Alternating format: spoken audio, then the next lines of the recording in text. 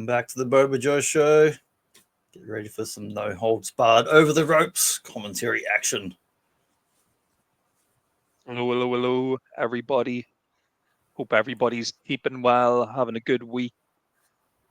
Ready for some Boba Joe chat about legendary voices of wrestling. Now, you're going to be using a yellow foam on your microphone or blue, or what sort of color are you going to have on your microphone tonight? Yeah, nice yellow foam with a big yellow and gold WWF logo on the side. Nice. Doing like a bit of classic colored foam. We do indeed.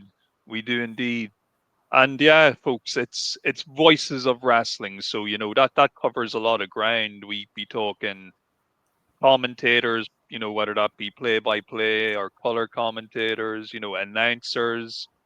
Maybe we'll throw in some managers in there as well. And of course, with some of people these, who do the old people who do the old promo interviews, like old Mean Gene and that come to mind as well. Like the icons who are in the little in between segments. Yes, essentially anybody who's got the gift of the gab when it comes to speaking, when it comes to talking, to the point where it's actually their profession. Yeah, it's a really important skill as far as pro wrestling. Whether you're a pro wrestler, commentator, match caller, interviewer, whoever, it's a massive skill. And there's so many guys from like 70s, 80s, 90s. I can go, man, these guys were fantastic and really good. And not to start things off on a negative note about other eras of wrestling, but I struggle to name anyone around today that I can think of who has such the status or a caliber of these guys we're going to talk about. And there was something I was reading the other day in one of my various wrestling biography books that really hit the nail on the head as far as not just WWE, but kind of that, them being the big game in town or the major leagues, if whatever, they kind of influence all the other stuff for better or worse. It used to be back in the day, a lot of the guys were people that came up in the business. You've got ex-guys that have been pro wrestlers, whether a short time or a long time, that have become commentators like Jerry Lawlers and whatnot. Or you've got guys that have worked at multiple promotions like Jim Ross. But then they kind of shifted. Post-year 2000, we had different guys coming in, but they kind of shifted away from having industry veterans. So, like, let's have fresh new faces and different people. But it's almost like, I don't know, like Hasbro not having people that know anything about Marvel Comics working on Marvel Legends and G.I. Joe. Let's get people kind of from outside of wrestling or don't really know jack shit about wrestling to talk about wrestling and to try and connect with a different audience and different crowd and all that, which is fine as far as marketing and growing audiences, whatever. But to me, it's a lot of bullshit when you haven't got people that know what they're talking about, that really don't have the kind of insider knowledge and don't know the business, and they're just kind of people coming in from outside of it, which did work back in the 70s for people like, like Lance Russell, like people that were legitimately good talkers already from doing serious news or weather or whatever. That's different. You've got that skill. But when it's someone who's just not great at talking, like Michael Cole, who I saw on a T-shirt on SmackDown this year, someone had a T-shirt saying, "The voice of wrestling, Michael Cole." I'm like, at what point has Michael Cole ever been the fucking voice of wrestling? I know they've forced him down our throats for over a decade of the show, and kudos to him for turning up and doing a job. I mean, no disrespect to him earning money for him and his family, but like, he's not the guy I think as the voice of wrestling for any fucking generation. Oh yeah, no, I would be in agreement with you there. And the thing about Michael Cole, I suppose he's almost he's perfect like example he's not like a Bob Cottle. He's like cardboard.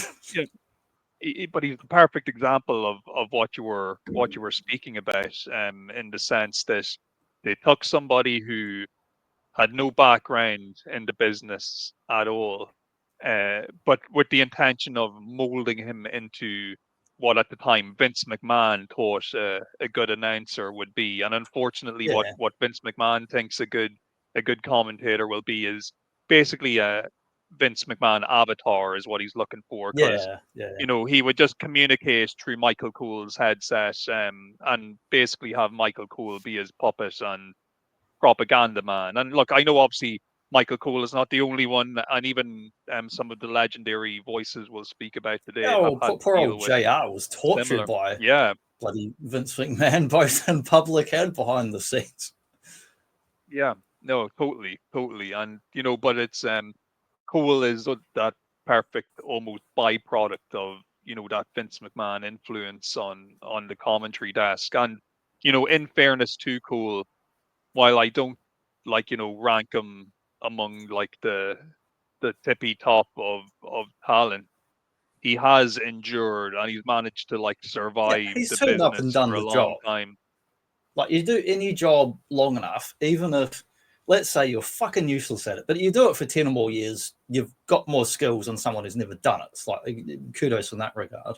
But it's just as far as iconic status, or people are going to remember it 50 years from now. No one's going to look back and go, oh, yeah, Michael Cole, he was the best fucking commentator. No way.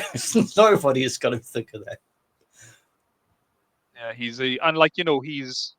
has improved, but you would expect someone to improve when you've been literally at it for like as long as he's been doing it.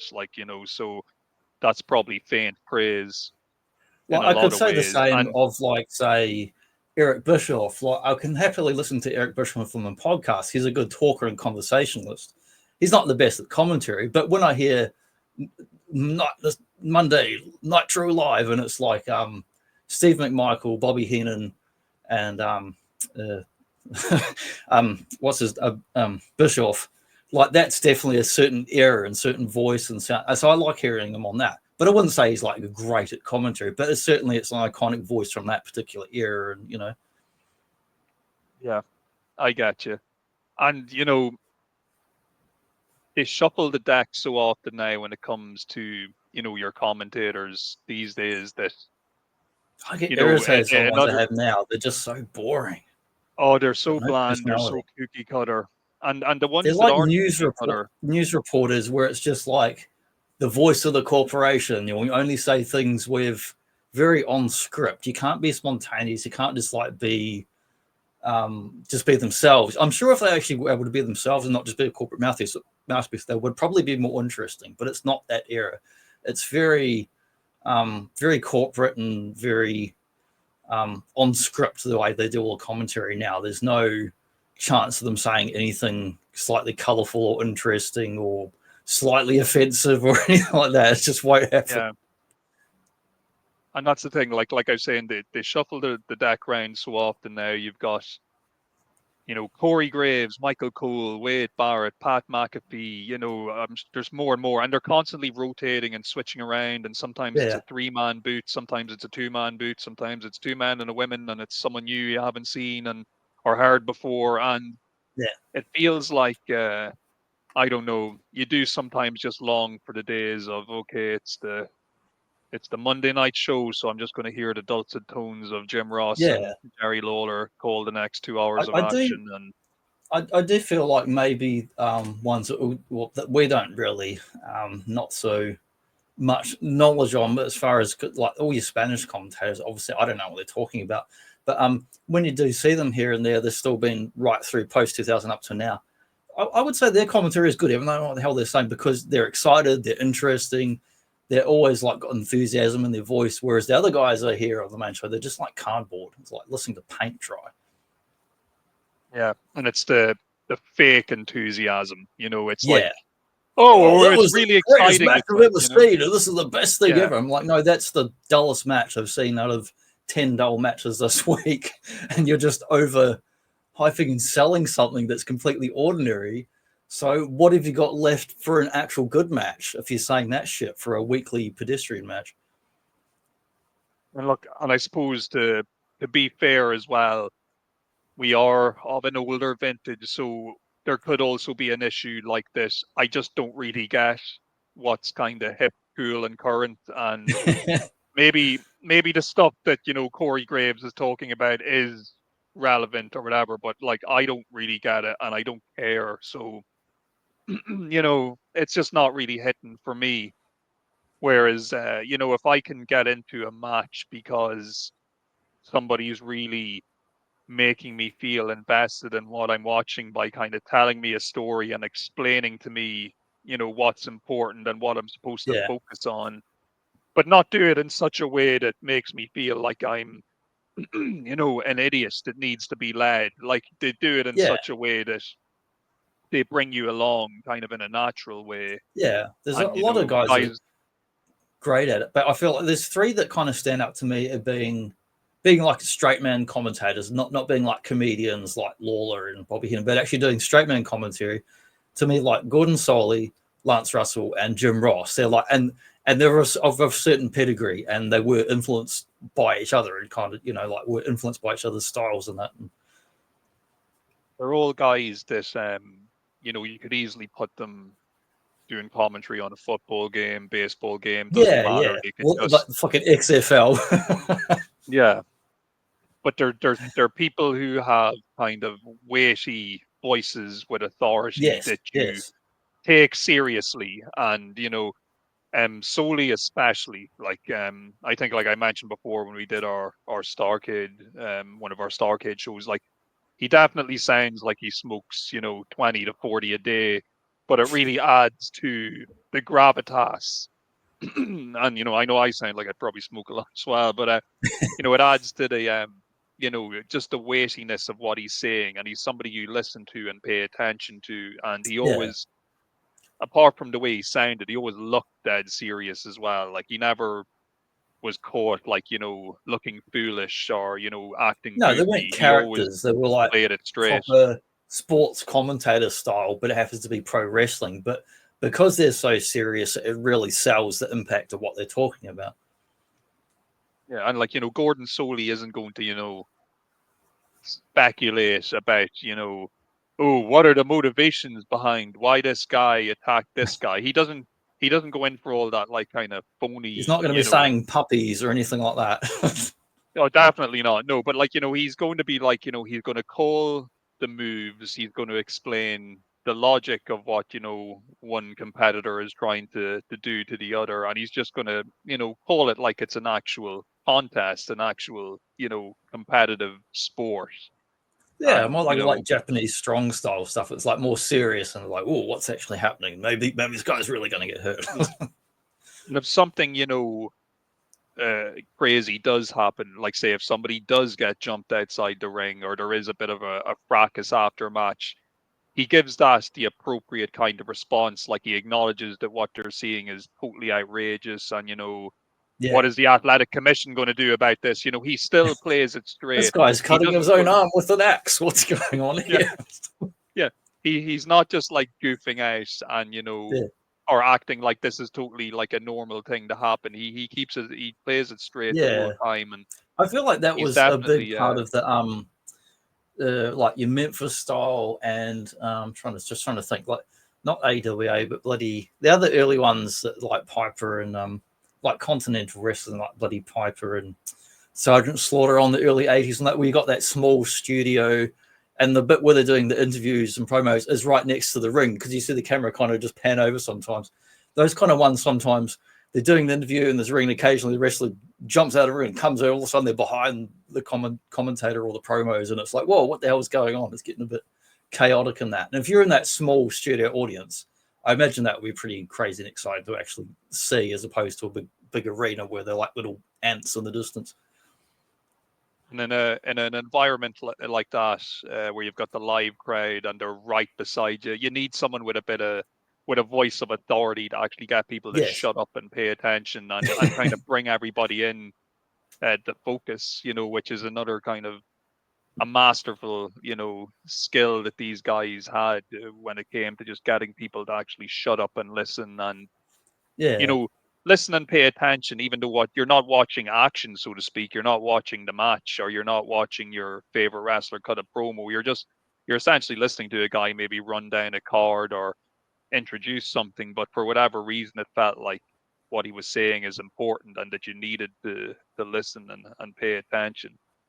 And, you know, Yeah. Soli was I think he was part so of it good at comes from that. that like that kind of 60s, 70s TV and studio style where that's like it used to be that like live wrestling was the main draw and main thing of the money, but then slowly things started shifting to TV started making more money for things. But, you know, then you had more these news anchor and weatherman type guys. Eventually it's like, well, we don't have enough people to cover all these different cable channels and different affiliates and whatnot. So, you know, people will get brought over who are these more serious sort of guys who don't necessarily have a background in pro wrestling, but have a background in like talking. I think as well with wrestling, you can get away with more outrageous antics if the person who's calling the action still takes it seriously and still acts like, you know, a professional. Whereas, you know, if someone's like, you know, and I'm not knocking Jim Ross or Joey Styles or any of the other by God or oh my God people, but if someone's like freaking out and acting like almost hysterical, you know, when something's happening, it does kind of make you sometimes think, oh, well, this is a little bit, you know, it's a little bit phony, maybe. I don't know what would be your initial gut feeling. But you never got that kind of phony vibe off someone like Gordon Soley, like, and Lance Russell and these guys are just like, no, they're here. They're going to take it seriously. You may well see somebody, you know, get bonked across the head with like a, you know, a cowbell or whatever, but, you know, we're not going to act like little girls over it and like totally freak out. And, you know, I guess that's another of those, like the Southern wrestling style too, is like usually the more serious commentary, whereas the New Yorkers and the more bombastic and cartoon, I mean, obviously McMahon's and all that, but when it was Vince Jr. rather than Vince Sr., it became like, you know, more cartoonish and more over the top and all that. Yeah, and look, as I'm sure we'll get into later, like I'm a big fan of the cartoonish stuff too, you know, in the right time, in the right context. Yeah, well, Dusty Rhodes and Bobby Heenan and Jerry the King Lawler, like those guys are like brilliant, and they're as brilliant as they are hilarious. Like whatever they do, whether it's doing manager stuff or wrestling or whatever, they're just hilarious and great at what they're doing. You know, we did mention Jim Ross once or twice. He is definitely like a spiritual successor in a lot of ways to that Soley style of Well, he said he looked up to him. Like when I read his books in the last couple of years, and he talked about his time with like Bill Watts and the other various territories and promotions he was in before he was ever in WWF, which we did. Remember the first time we saw him on that WrestleMania 9, the Vegas, that was a kind of rude awakening for him coming into such a like bizarre show. But yeah, he definitely came from that kind of serious background. And I didn't know to read his books how just how skilled he was, really, not just in the talk and all the gift of the gab and that, but he was a great promoter, not a wrestling promoter, but I mean like real world advertising promotion. He had links with local radio stations where he used to live, and getting on the radio, but like, you know, putting up flyers around town and making them himself and putting them up, and as well as basically writing the radio spots and having the connections with the radio station to put those radio spots on the air that would promote local shows in that area, like this Saturday night, whatever wrestling's going on. He was great at doing that. He was very good, like connector of different things and getting good promotion going. That that some of the wrestling shows that were focused on the, you know, like your regional whatever TV channel for that local whatever, you know, Memphis Wrestling or AW, whatever the local channel and affiliate was, because there's like hundreds of these bloody channels. He was great at like thinking outside the box and getting people to go, oh, you guys aren't using radio. It's really cheap to advertise on radio compared to TV, and it's going to reach a lot of people. People listen to radio in the fucking cars and all sorts of shit and putting up flyers around the town. He actually organized and promoted some early events with like Bill Watts and all that, and helped put shows together, and helped put asses on seats. Like he was really good at that. He was really good at it. And, you know, you mentioned Bill Watts, like Ross was you know, he was a real student of Watts, and he was a shrewd and quick learner. And, you know, even though it might be, it could even well be an episode for another time, you could nearly do a Jim Ross episode by himself. He's worn so many hats, you know, apart, no pun intended. You almost call it like guerrilla marketing, like doing the most with the least, like his sort of what he was doing. Yeah, and like he's I know we'll try and focus on his attributes as being a voice of wrestling, but back behind the scenes of wrestling, Jim Ross was a major force and a major, source of importance for, for any promotion he works for really. Yeah. But I think with Jim Ross, even though in a lot of ways he's at a base level, he's quite Gordon Soley like in how he delivers commentary. One area he had a major advantage over Soley was when the time comes, he was able to flip a switch and get really emotional. So, if Stone Cold, by God, is, he's going to get his ass whooping or whatever, and he get really upset, or, if something dastardly happened where a heel did something outrageous, like Jim Ross, he could flip it to, getting very over the top. He was great at doing the serious, like, sports commentator style. He was also great at doing the over-the-top emotional style, or going into that cartoonish Lawler antics and playing along with that. But also, I think his genuine friendships with, like, Mick Foley and Stone Cold, and advocacy for, like, going, oh, these guys are good, and trying to sell them to Vince for years, and Vince being like just not giving a shit and paying attention. But he was the guy that pushed to get them into WWF, and along with a whole bunch of other talent. And he was fantastic at, like, picking talent and looking for new, not necessarily new guys, but guys that had moved up from indies and regionals into, like, semi leagues, where they'd been in, like, WCW or ECW, but guys you could say were jobbers in the early years, but had moved up. And even like the bloody Undertaker and shit like that people had kept an eye on, but until they had the right gimmick and got the right push, they weren't, they didn't blow up. They didn't blow up until they had the right conditions came along. But Jim Ross was a big part of recognizing the raw talent in certain guys, like, stunning Steve Austin and all that. Probably important to point out as well, like with Ross, his commentary style was a lot closer to the Gordon Soley style when he was, the WCW, commentator. It wasn't until his WWF run that they really, gimmicked him up with the whole good old JR stuff, and he started adopting a lot of, like, the one that catchphrases and wanted stuff. to give him that hat, and he resisted it because he said he didn't like the stigma of being from Oklahoma. He wanted to get away from that hat and cowboy this and that, or anything that was too stereotyped and cartoonish. But then, ironically, it became one of his most iconic things. That whenever you think of Jim Ross, it's not no one's looking down on Jim Ross wearing the black hat. You think of him as like, oh, that's black hat, that's Jim Ross, like, and it's become his kind of famous silhouette and thing that one of the things you love about him. You mentioned he was able to adapt and really was good. He was a perfect kind of opposite number to Jerry Lawler when they were the Raw commentary duo for so many years, especially that's with disgusting. What are you talking about? Yeah, like Lawler would be getting totally outrageous, like, leering over a woman's breasts or whatever, and then Jim Ross would be there just to pull him back in and focus your mind and take your mind out of the gutter and just concentrate on that beautiful suplex that's just been executed in the ring. Don't look at that lady's breasts and bum. You just keep focused on what's in the ring, Jerry Lawler. You dirty man. You pervert. Yeah, that was such a great combo. Oh, perfect combo, man. They just played off each other so well. And Lawler, sometimes I know you can kind of roll your eyes a little bit at some of the crazy stuff that comes out of his mouth, and, like, especially these days. But when you're in the midst of the Attitude Era and all this outrageous hypersexualized stuff is going on, he's perfect. That. Like, when you hear him just in interviews and conversation, he's not so nutty. He just seems like a regular person who's just very educated and smart, and he played up this real performance, and it shows how much is a good performance he put on. He worked great as a heel commentator as well. Yeah, like, just fantastic. Always siding with the bad guys.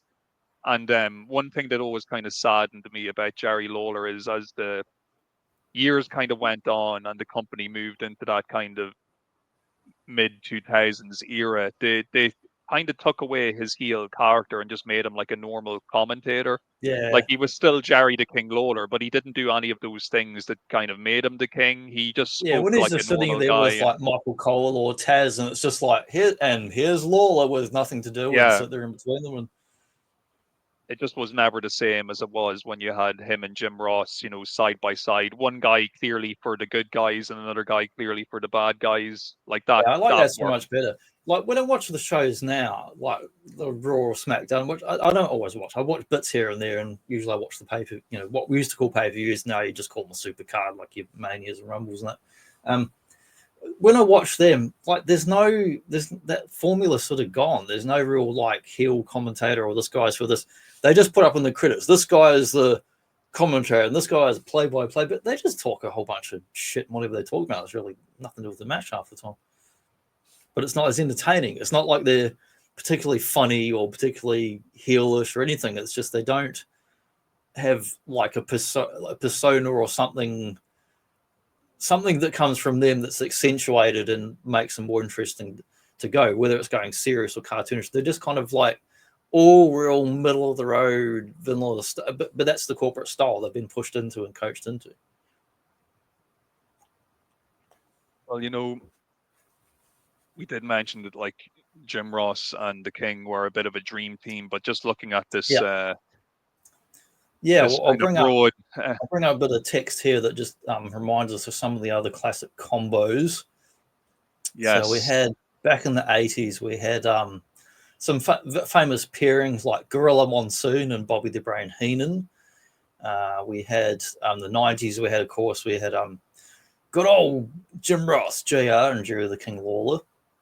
Also in the 90s, we had Tony Schiavone with Bobby the Brain when he left on Raw. It was one of the first few episodes of Monday Night Raw where he gets kicked out of the studio and they literally throw him out of the studio and lock the doors and he's stumbling around with all these bags and stuff, and it's quite a hilarious segment. So we had Tony Schiavone and Bobby the Brain. Then, of course, on Monday Nitro, then we get Brain with Michael, what's his name, with his little Chihuahua dog and Mongo McMichael. Yeah. I'm getting that brain thing where I lose the name.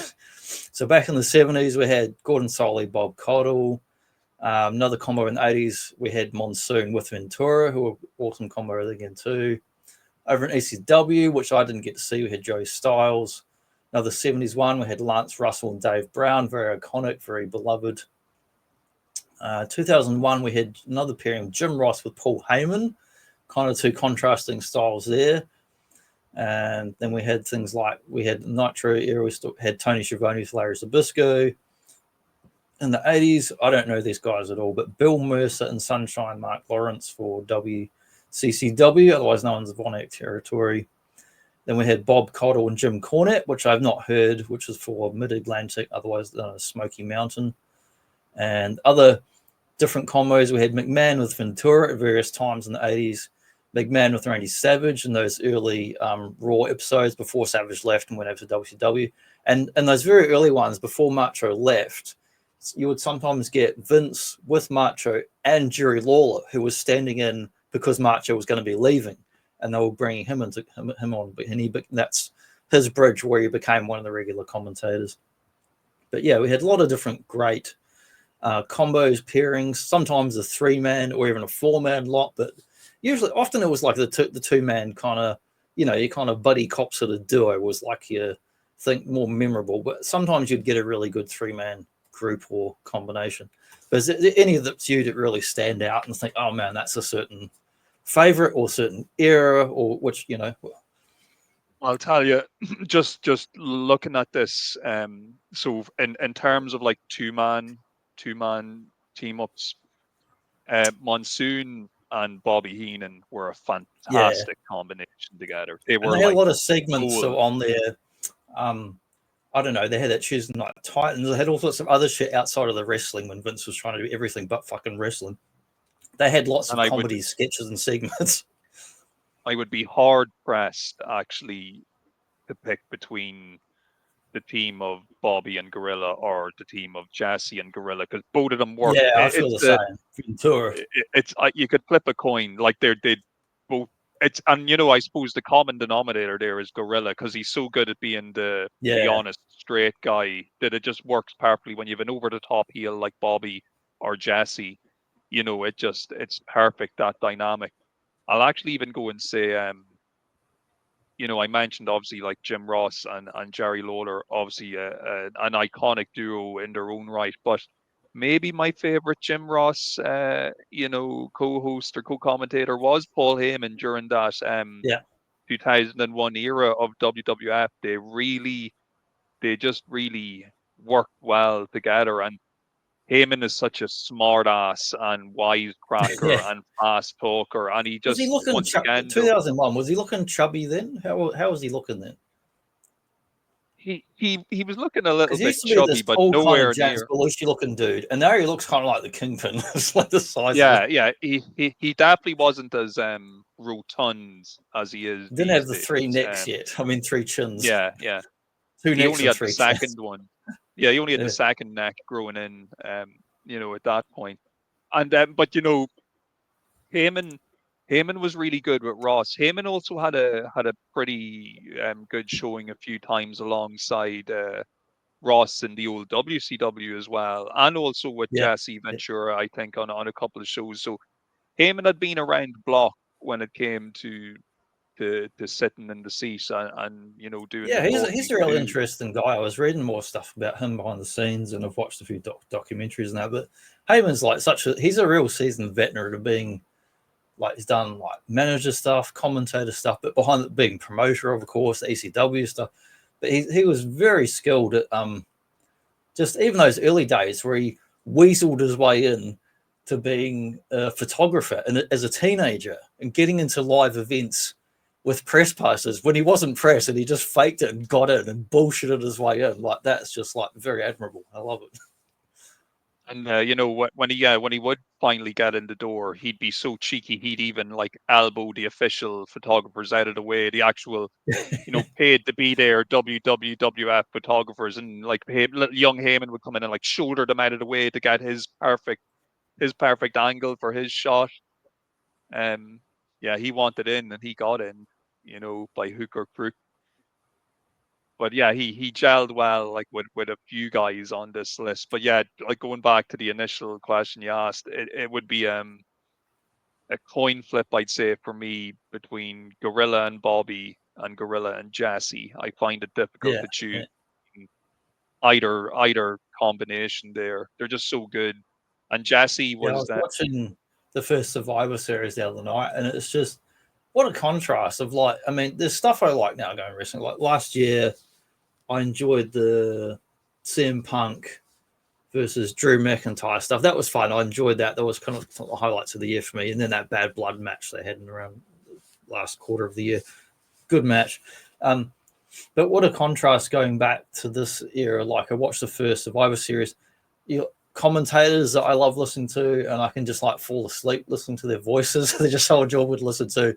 I can happily listen to the commentary when I'm not even watching the matches. They're just like that. You could be listening to it on the radio and just hearing them. That they tell the story so well. They're very skilled. And I can't say the same if I'm watching the shows today. I couldn't fall asleep to those voices, and I'd feel like if I wasn't looking at the picture and just hearing it or dozing off, I don't feel like they're really telling me what's going on.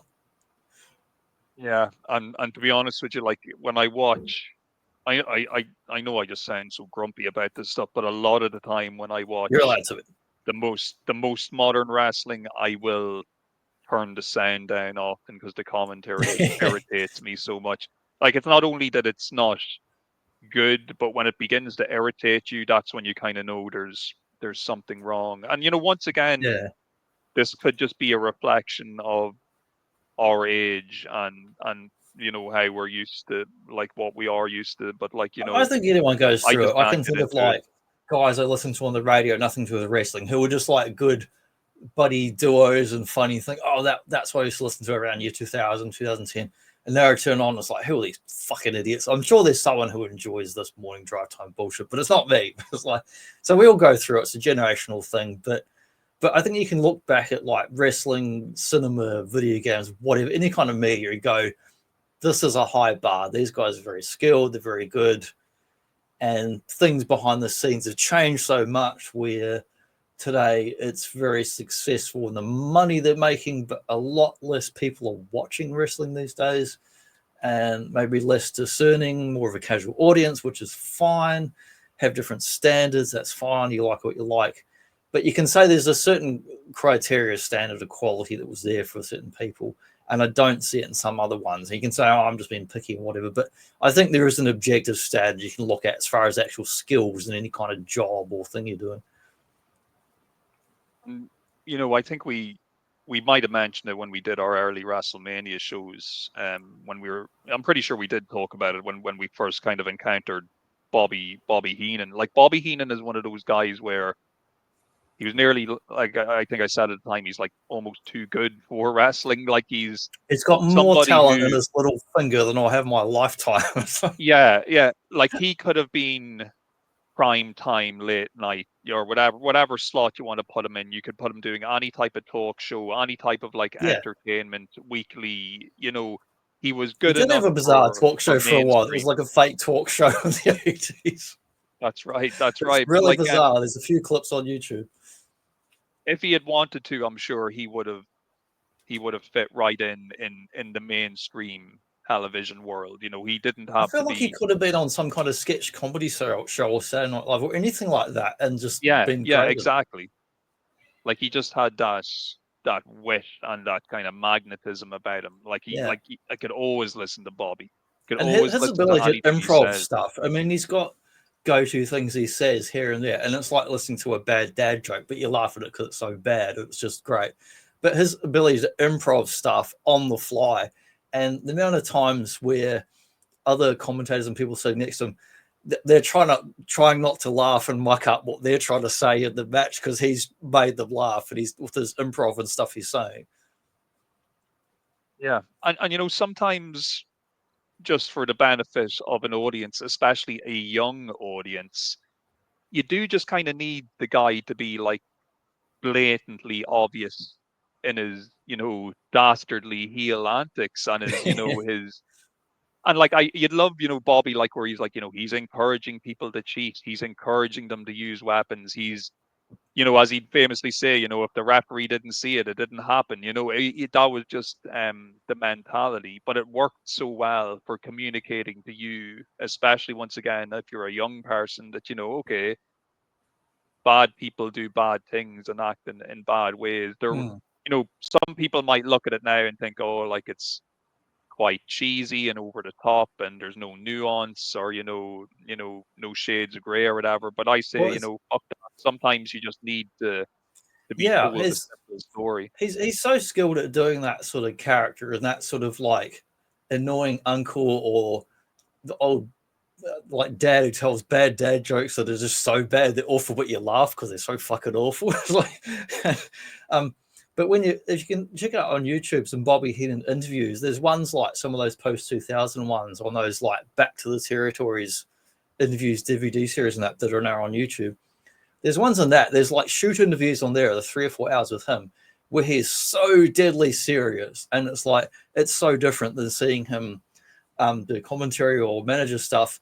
And he's like completely serious, and he goes like way back and knowing the business and knowing about different things behind the scenes. Talks about really bluntly, really almost like Jim Cornette style, saying without the swearing, saying this is bullshit, this doesn't work, this is no good, this guy was fucking useless, this guy had no talent, we did what we could with this guy. Just real blunt, and just like such a like expert on the whole fucking industry. When you listen to all his decades of experience, the way he talks about stuff, like really great interviews on YouTube worth looking up. Yeah, he gives off a real like old school show business vibe. Yeah. As in, like, you know, this guy could have been like whining and dining with, you know, the top Hollywood starlets back in the day, Yeah. and he, you know, you could imagine him being in those type of circles, you know. Be hanging out with Bob Hope But and Frank Sinatra. yeah, that you could picture him being in those type of groups. And then, you know, of course, like, no pun intended, he does have that Weasley persona of like a con Yeah. man as well. He just like, everything about him is just so, it's like on the nose in a lot of ways, but it's great because he can just pull it off. And yeah, and he's like, quite varied too, even though it's easy to look at him and go, well, he can be a bit cartoonish or a bit this and that. But if you look at him through the 70s, 80s, 90s, he does have distinct different kind of styles and things he's actually done, where it's, you know, whether it's doing the odd actual match stuff, the manager stuff, the commentary stuff, and other things.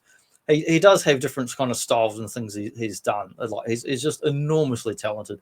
I used to love one of the things he'd say. You'd hear him on like a Monday Nitro. Someone would do like a vertical suplex or a brain buster or something. He'd be like, "Whoa, did you see that move?" After that, he's in a different state, a state of confusion. It's such a cheesy line, but it just cracks me up.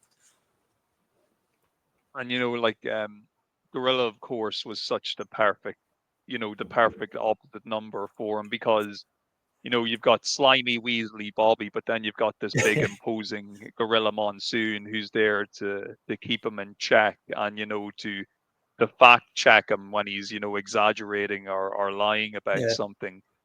And like Gorilla, like it's crazy because even though like they call him Gorilla Monsoon and he's this big dude, but he's just so kind of like, he just seems like this like friendly old guy that you could just like He's walk like up your to on the lovable street. uncle when you see him, because he's in the suit and he's retired from actual wrestling and he's doing the commentary, but he's so just like congenial and friendly and respectable.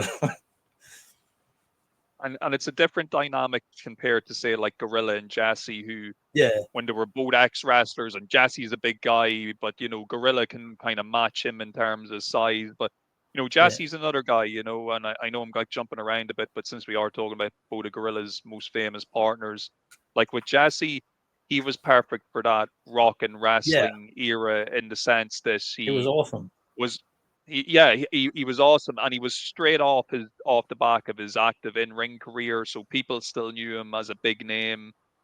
And boy, could that man talk! Like he was just a charisma machine. Yeah, another person I feel that like you can't help I but love listen to. Ventura as like a heel commentator, and also with Jerry Lawler. They could both, who they're sitting with, say just the most crazy, over the top stuff, and the other guy would be like, "Oh, behave! What are you talking about?" Yeah, just you can't say that on television. Perfect union of opposite personalities. Just really, what should be a personality clash ends up meshing to become just like a perfect team. Yeah, and that first Survivor Series, which I think was 87 or whatever, I got that DVD, first 5 of those set. I was rewatching that again the other night, and man, I was just in heaven. I was just like, I watch a bit of this, bit of that. Felt like watching some classic stuff from back then. I was listening to them talking, and Ventura's going, "Oh," in the middle of the wrestling, he's like, "Oh, by the way, about another movie, some Running Man and Schwarzenegger. Yeah, I let him have top billing this time." And always humble, of course, Jesse. Yeah, but yeah, he's I don't know, just great. I mean, like Schwarzenegger went on to a successful career in politics a period of time. There's all sorts of videos on YouTube where he's like pretty straight shooting, talking about this, that, and the other, and sometimes he's talking about crazy conspiracies and stuff. But whatever he's doing, he's pretty serious what he's talking about. One thing, I suppose, has been like a common trait that's come up so far in these dream teams we've named is this. The personalities kind of have to be opposing, but there has to be kind of equal energy on both sides so that they can kind of, clash with each other verbally and kind of match each other for wish and whatnot. I think that, especially with a personality like Jesse Ventura or Bobby the Brain Heenan, that becomes very evident when you match them up with someone like Tony Schiavone, because we've seen Jesse do commentary with Tony Schiavone, and we've also seen Bobby do commentary with Tony Schiavone. And I like pretty clear. I like Tony Schiavone a lot, but it's a totally different animal in the sense that I like 80s, 90s Tony Schiavone. I don't know what he's doing now. I don't want to listen to his podcast or whatever. Like Tony, when you see him alongside Bobby or when you see him alongside Jesse, he kind of gets bullied around a bit by them. Say, whereas like Gorilla Monsoon, you can't really bully.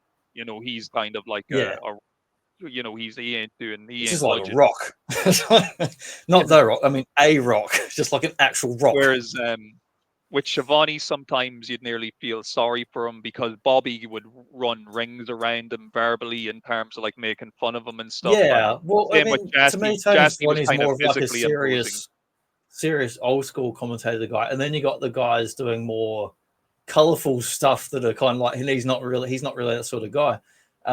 But But I do love hearing him through the Jim Crockett WCW era up into the Ted Turner era and all that. And he's definitely, when I think of WCW, he's one of the voices of WCW I always think of.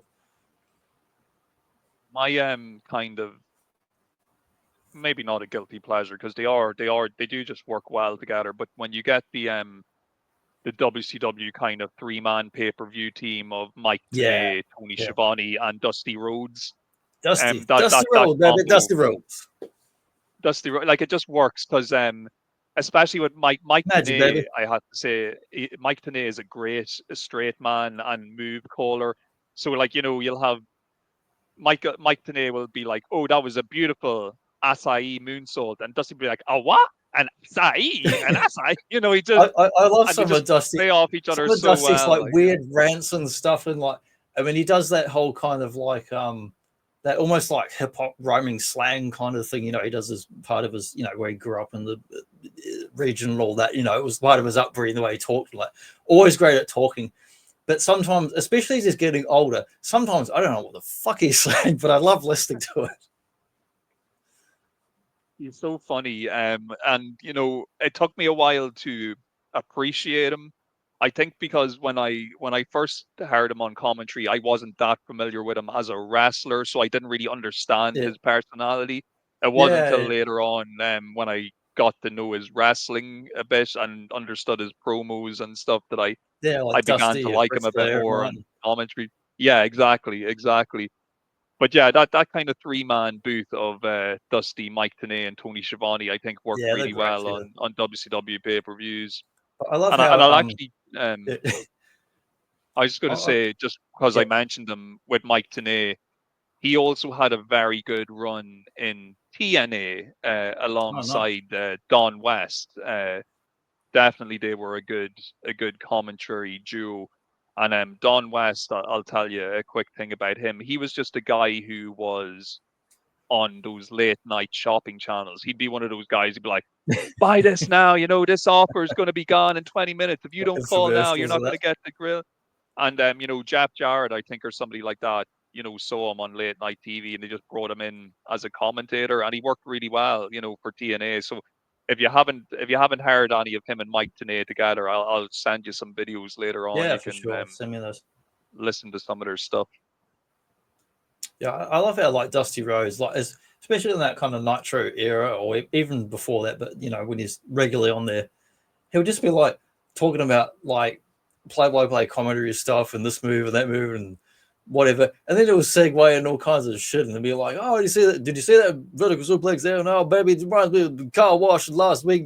Car wash ain't no time, man. This time to town. It's not time. You're gonna get robbed, baby. You're gonna get robbed. No, look at what's happening to the ring." It's all over the place. All over the place, but in a very kind of entertaining. Like, you can't stop.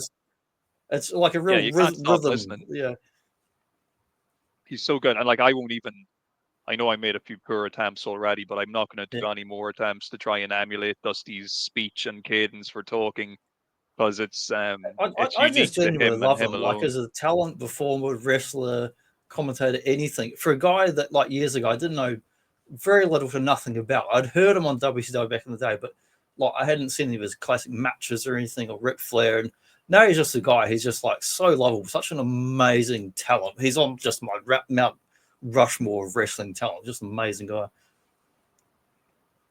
There was a few like what would the word be? Maybe just not as famous, or guys who didn't make it as not that they didn't make their names as commentators, but they just weren't known for being like commentators alone, because they might have done other things. Like even guys like I know we saw earlier, Jim Cornette was on that list, and Jim Cornette, he is a great commentator, and he did great commentary, in Smoky Wrestling, and then great later on too. in NWA. He's on over great podcaster too. 1,000 episodes of podcasts. But he's probably more known for being the manager, more so than being the commentator. And that could even be maybe, or if it's one of those bloody stupid WCW Crockett era things where they've got scaffolding and he falls off and breaks his fucking leg or pelvis or whatever it was. But I always think of Cornette more as the manager than the commentator. Whereas, say, somebody like Bobby Heenan, it's equal. It's like he was both a manager and a commentator, and kind of, it's like they both made up two halves of his long career, you know, doing one or the other. Yeah, it's interesting. Cornette also, like Paul Heyman, did the early ring photography and that sort of thing. Yeah, I think what could probably end up happening with us is we're gonna end up doing a show like this, except just with managers. We could do like Yeah, for just sure.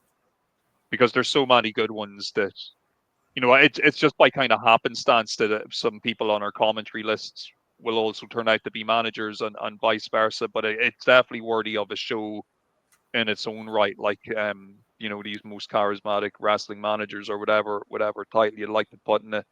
But there's been so many. Like, I don't know if you're familiar with the work of Kevin Kelly on commentary. Have you ever heard Kevin Kelly on commentary? He That would have was worked what was that? It for was like late 90s or 2000 when yeah, late 90s, early 2000s. He was with the Hmm. WWF, and then, you know, more recently he would have done work in Japan and with Ring of Honor and stuff. But he was always a very good commentator. But you know, Vince just didn't really like his style because he was too wrestling focused and not really sports entertainment focused. If you know, if you get my drift, you know, he just and that's the thing as well. Sometimes you can have somebody who's talented, but they just may not be the right talent for the particular organization that they're working for. Like we saw earlier on that list as well, like Joey Styles. Like, Joey Styles could call the action by himself solo in ECW, like, you know, all night and Yeah. day. But for some And that's reason, not when they easy to put him do. in, So they're like solo bloody commentary. it's not easy to do. But when they put him into WWE, and he's just like, you know, at times he'd be one of like three guys at a desk, and they just weren't really focusing on what he was saying, and he had to say all the WWE propaganda bullshit, and it just took Yeah, away well, all that kind of when they did natural that ability. buyout, and all the ECW guys really got fucked over, with possibly the exception of Taz, who got to be decent in-ring talent and got to do some decent commentary as well, and, you know, kind of shine in that era. Yeah, and Taz, you know, when Taz first started on commentary, I hated it. I was like, why is Taz on commentary? Why Yeah. isn't he just in the ring wrestling? But as the years went on, I did kind of grow to be quite fond of him. And even though he I can be a quite little like bit, him. you And I know, yeah, I like kind of like Jerry him. Lawler Yeah. style. He'll be on commentary, then he'll be like, "Oh, I'm in this match," and he jumps up and runs on. He's in the match. But yeah, like he definitely had as far as, you know, ex wrestlers becoming commentators go, like obviously you'll probably never beat Jesse in terms of that crowd. Jesse Yeah, and Gorilla are, like, I suppose, maybe equal of ex wrestlers yeah. becoming you know, great commentators. There's real pedigree there. Like, I mean, not the moves of pedigree. I mean, just the years of lived experience comes through when they've gone from doing all those years of wrestling into the commentary, and but they've also got a unique style and personality as well. That's that X factor in there. And I'm just kind of thinking now, because, you know, how the mind wanders. Like, we would have seen Jim Ross and Jesse do a few gigs together in WCW as well, wouldn't Yeah, we? I think Like you were they telling did. me they didn't get along too well No, they didn't. behind the No, scenes. They were kind of like not getting along too well. but you know, it didn't hinder them on screen. They had good No, chemistry I on think screen that's the together, you fault know. of that Crockett into Turner era too. Was, I mean, just about all the documentaries I see about WCW all going about how fucked up the company was and how terrible it was behind the scenes. There was no real proper management and organizational structure or anything. It was a fucking mess. So I think that was reflected every time. They're like, well, now it's Jim Ross, and now we've got Ventura, and here's Cowboy Bill, and this guy's doing commentary, and this guy's fucking booking matches. But now 6 months later, we're firing him. We're hiring him. Now we're hiring this guy. Now we're firing. It was just a revolving fucking door in that era. And, you know, depending on you know, I suppose a lot of the guys we spoke about today were your front and center guys they were the guys who would be, you know, on your prime time shows or on your pay-per-views calling the action. But, you know, there were guys like, say, the WWF home video crew, which was like Sean Mooney and Lord Alfred Hayes. Like, I have lots of Yeah. fond memories of them as a commentary duo. Even though you wouldn't hear them on the main TV, but if you rented a WWF video, they would be the Yeah, kind like the of Coliseum the video on guys that. doing commentary. Yeah, exactly, Coliseum video. And sometimes even when guys were getting phased out, like I remember when Gorilla Monsoon kind of was taken off the main TV shows because he was getting old and his health was deteriorating, he would still appear on the Coliseum home videos as doing commentary on matches, and that was pretty cool that you could still hear him kind of into the 90s, even though he was kind of gone off TV for the most part. You could still hear him on Coliseum home video. Quite Yeah, the I've quite noticed the on time. they have some of that old Coliseum video stuff on the WWE channel that has like the classic stuff and that, and they're kind of few and far between, but like they occasionally have segments from that. I love some of the stuff they shot on the Coliseum video stuff. Some of it's like just really well done, almost like just professionally shot, and I guess it's TV rather than film quality, but it's a step above most other stuff. Like some of the awesome segments that they do with like Macho and Liz, and it's like here is the Macho's pool and mansion, which is like, I don't know, one of Vince's multiple fucking homes and whatever he had that he didn't actually go to. And they like shoot segments, but all those awesome segments they used to shoot with like Gorilla or Bobby or Ventura, whoever. That was really fun stuff. It was. It was. I actually just remembered there as well, looking at the picture of Tony Schiavone, that he had that 1 year in the WWF. I always forget he did a year in Yeah, the yeah, it's very WWF in brief, very between. brief. And then it was back to the southern ones again. If you had to just, pick one, let's say you're starting a new wrestling promotion and you can pick just any one of these guys in their prime. You're not allowed to have two Oh, commentators. that's You're only hard. allowed to have one. Hard. It is Can tough. we have a combination I've never heard before? Can we get like a Bobby Heenan with a Jim Cornette or something something that's just like that Oh might be yeah, complete chaos. something crazy. Yeah, you could do like Something if I we're just doing never two-man heard. feud, just like Can I a get Jim Dusty Cornette Rose, and a a Bobby Heenan, a Jim Cornette for a pay per view for a 3-man, and like maybe they'll just sit there arguing with each other and not even talk about the wrestling. Jim Cornette and Joey Styles? That would be a crazy Yeah, yeah. commentary duo. Or a Paul Heyman and a Gordon Soley. What the hell would that sound like together? That would just be Could be insane. interesting.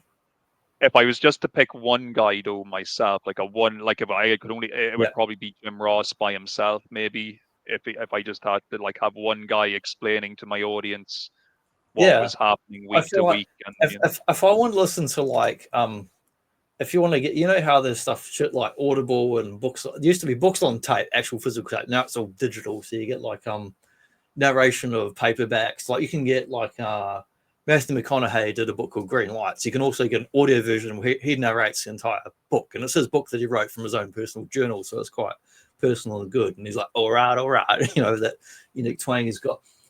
If there was like a book on tape about like his own life, Jim Ross, that's the guy. That voice, I could listen to that whether it's I'm up and excited listening to the wrestling or I'm going to sleep and it's relaxing. He's just got such a great voice. And the irony is reading his books, he used to be like a bit insecure and paranoid about his own voice and regional accent and then arguments and bullshit with Vince and all this. But his unique Oklahoma voice and all that is just so iconic and just such a great style. He's just like that fucking all-star of like commentators. I love listening to him.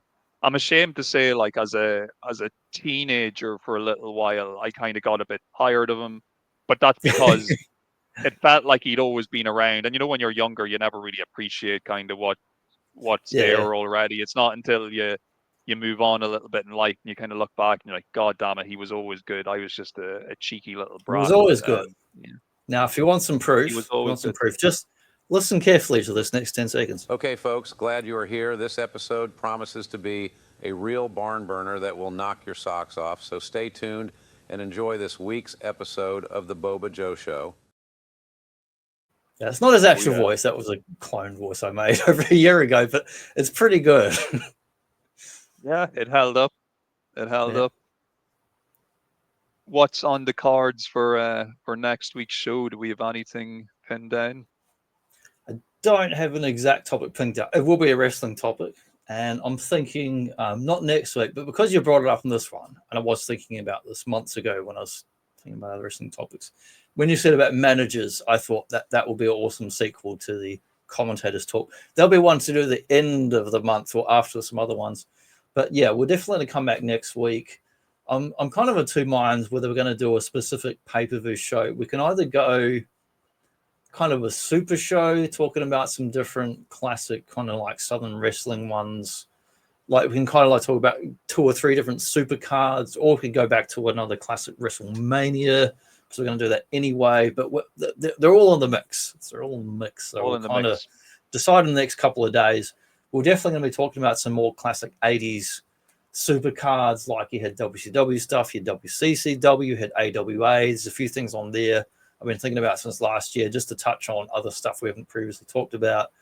And we do have an ongoing series of WrestleManias where I think the last one we talked about was like 11 or 12 or something like that. So we will do another show following up on those ones. Like hopefully between now and next week, our corporate owners won't go into a merger with WWE, which will then force us to have to issue an apology next week to Michael Cole and all the other modern commentators as to why we buried them so hard on this week's show. Yes. You know. Well, I I'm just heard sorry, a rumor that Michael Michael Cole has had all sorts of tariffs added onto him. So if you're going to import a Michael Cole, it's going to cost you a lot more these days. Yeah, like Michael Cole, I probably do like you better than like Bob Caudle and like Ron Gard and some of these other guys. But like, well, if you've got insomnia and you want to, it's like 2 a.m. I really need to go to sleep. Just put on a Bob Caudle marathon, and you're going to get to sleep at all. He's got that gentle dulcet tones that's going to just send you right off to snooze line. I'm Bob Caudle. But if you want to wake up, I'm going to go to sleep. But if you want to like stay awake all night, listen to a 4-hour. Welcome back to the Boba Joe Show. Sounds like some kind of hillbilly podcast or something. Those lousy motherfuckers better pay this time, or I'll kick them in the balls. Yeah, if you want to start all night, listen to some Cornet podcast on YouTube or whatever on his own site. Happily would stay up all night listening to Cornet. Yeah, I've had a few sleepless nights where at least once a month I get a night where I can't fucking sleep, and I'm like, this is a goddamn Cornet night. And I'm just like, put them on, listen to a bunch of them. No, I'd be right there. But no, looking forward to next week. Some more wrestling talk. And let us know, folks, what would be tell us your dream commentary combos. And also tell us if we're wrong about the modern commentary scene. Am I totally missing the appeal of Corey Graves and Pat McAfee? I don't think so, but you know. Did you see that move? Well, we did this and went over there and rolled him on the camera. Yep, got something to say? Speak into the microphone. Gene. A little bluey. Yeah, we're gonna have to do maybe when we do eventually do the managers ones, we'll also include backstage interviewers. Yeah, as we part can do of that. As well. The old people doing the interview segments and other stuff, and it's funny seeing that era of like when Vince kind of like drove away some of his best talent with like fucking Hogan, Macho went over WCW, but also you saw like Heenan went over there, Mean Gene went over there. It's just amazing. All the guys that he kind of pinched from like AWA and shit in the 80s, and then eventually drove out when he was done with them. Yeah, you know, maybe if he'd actually clung on to his personalities, as in his voices, maybe if he'd held on to them, things might have gone a bit more smoothly for him during that mid-90s transition. Who knows? Well, if he had it's a different era now, but now we've got so much different media. You've got your YouTubes, you've got podcasts, and lots of different media and video games and that, and people doing voice acting and stuff. But all those amazing talents that didn't get to retire properly, and I mean, a lot of whom fucking died and shit. But people that could have gone on to become brand ambassadors, a word they started using at some point to just be a fucking shill for our company. They could have used so many people like through the late 90s and the 2000s, transitioned them out as like full-time on the road ring work into doing other roles within the company. And they just didn't. They just fucked over their wrestling talent. They fucked over their commentators. They fucked over their managers, and they just really shot themselves in the foot. and left themselves with big gaps where it's like, oh, all your talent's fucking gone. But anyhow, that's a rant for another time. But let us not ever be said that we don't call them out in their shit for doing stuff like that. Yeah, We will do it. Yeah, it's been a great show, and looking forward to next week. And like I said, looking forward to hearing who everybody's favorite commentator is in the comment. It's the Macho Man on Monday Night Raw. A lot of people Macho don't like is this very character. underrated. I really enjoy it. Yeah, I like this. He's funny. Yeah. He says all sorts of crazy shit. Yeah, you don't always think about him as a commentator because it was kind of a short period of time, but he was great. Yeah, He it was about 7-8 months or something. Vince pushed him into it, and then he went, "I'm out of here. I'm going to WCW because I want to do matches and wrestle with DDP and shit." Yeah, he may have hated it, but we loved him, so we loved. Yeah, I really enjoyed it. It's like it makes those early Raws more watchable. Some of them are fucking terrible matches, like Doink the Clown and stuff, but when you're listening to like the King and Macho and Vince and Well, look, as I mentioned when we did our Sean Waltman, our X-PAC show, Macho Man commentates on my favorite match. Him and Jim Ross commentate on good old 1-2-3 Kid versus Bret Hart, which is my all-time favorite Raw match. Awesome. So yeah, I think Macho comedy is underrated because he's funny, like not as funny as Heenan, but when you watch his early Raws, he'll talk a whole bunch of shit and smack right to McMahon's face, and he's and this is like when Vince was still the straight man guy, not way before the McMahon character. So he's just like, "Oh yes, that's your opinion, Macho Man. Anyway, this match is really exciting. Oh yes, the action continues. Come back over the break." He just always goes in that style. And Macho will say a whole bunch of nasty shit to him. Lawler will say nasty shit to him. It's like, and he just like sort of rolls with it. But then Macho will also, like Dusty, will kind of like sometimes he'll say something about a certain move or whatever, and have that insider knowledge from being in there and being the giver or receiver of such moves. Not the experience, brother. Yeah. Okay, man. Well, catch you guys next week and wind up here. Take care, folks. See you next week.